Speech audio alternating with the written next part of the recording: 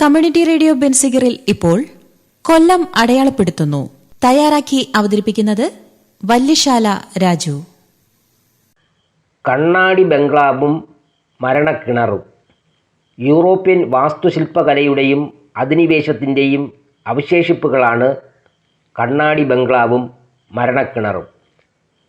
കൊല്ലം ജില്ലയിൽ കുളത്തുപുഴയിലെ കല്ലാർ എസ്റ്റേറ്റിലാണ് 120 വർഷത്തിലധികം പഴക്കമുള്ള കണ്ണാടി ബംഗ്ലാവ് സ്ഥിതി ചെയ്യുന്നത്. കട്ടിളപ്പാറയിൽ നിന്ന് 16 കിലോമീറ്റർ കൊടും വനത്തിലൂടെ സഞ്ചരിച്ചാൽ ഇവിടെ എത്താം. ബ്രിട്ടീഷുകാരനായ ഹാരിസ് ലെസ്ലി സായിപ്പിൻ്റേതായിരുന്നു കല്ലാർ എസ്റ്റേറ്റ്. 2000 ഏക്കർ ഭൂമിയുള്ള എസ്റ്റേറ്റിൽ തേയിലയായിരുന്നു മുഖ്യ കൃഷി. ഗ്രാമ്പു, കൊക്കോ, കറുകപ്പട്ട എന്നിവയും കൃഷി ചെയ്തിരുന്നു.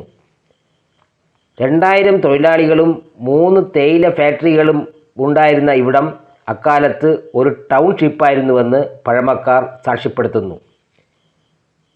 എസ്റ്റേറ്റിൽ പണിയെടുക്കുന്ന തൊഴിലാളികളെ വീക്ഷിക്കാൻ കണ്ണാടി ബംഗ്ലാവിന് സമീപം സായിപ്പിന് പ്രത്യേകം ഇരിപ്പിടമുണ്ടായിരുന്നു. മുൻവശവും പിൻവശവും ഒരേ മാതൃകയിൽ നിർമ്മിച്ച ബംഗ്ലാവിൻ്റെ 12 മുറികളും യൂറോപ്യൻ വാസ്തുവിദ്യാ കലയുടെ മികവ് പ്രകടമാക്കുന്നു. കരിങ്കല്ലിലും തടിയിലും നിർമ്മിച്ച ബംഗ്ലാവിൽ നിറയെ കൊത്തുപണികളാണ്.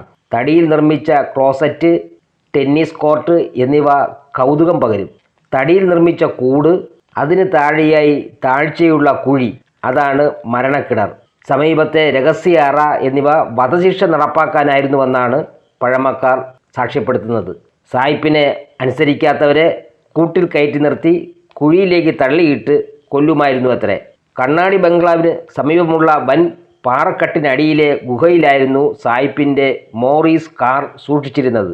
കാളവണ്ടി, വില്ലുവണ്ടി, കുതിരവണ്ടി എന്നിവയും ഉപയോഗിച്ചിരുന്നു. സഹോദരിമാരുടെ മരണശേഷം സായിപ്പ് ഇവിടെ വിട്ടുപോയി.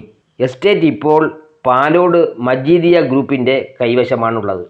കമ്മ്യൂണിറ്റി റേഡിയോ ബെൻസിഗറിൽ ഇതുവരെ കേട്ടത് കൊല്ലം അടയാളപ്പെടുത്തുന്നു.